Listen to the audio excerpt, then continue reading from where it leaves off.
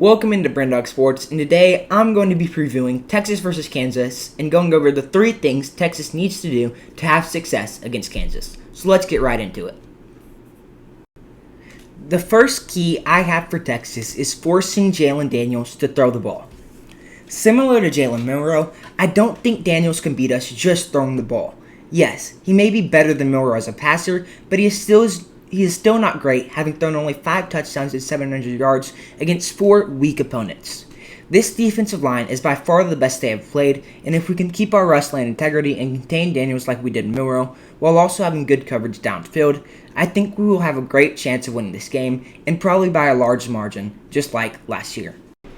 The second key I have for this game is Quinn Ewers being efficient as both a passer and runner.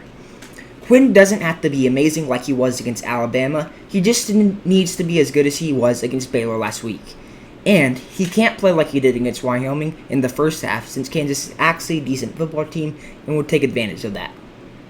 Last week against Baylor, I think, was one of the most efficient games I've seen Quinn Ewers play, but I need to see more consistency out of him. Throughout his career, we've seen him play great one game and bad the next, like when he played great against Alabama and poorly against Wyoming. However, I think this is a different Quinn Ewers, and if he is efficient throwing and using his legs, you can bet on us winning this game. The third and final key I have for Texas in this game is having a hostile environment at home. It's been a very long time since Texas has been this good, being 4-0, so I expect every home game to be insanely rowdy.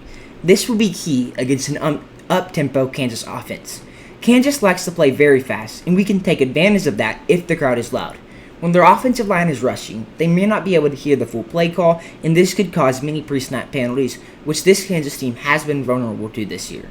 Penalties have played both the Jayhawks' defense and offense, with just their offensive line alone averaging over 2 penalties a game. So if this crowd is as loud as we've seen it be before, I think we will put the Jayhawks behind schedule, setting up for longer second and third down plays. Alright, now let's get into my prediction for this game. I really don't see this one being close.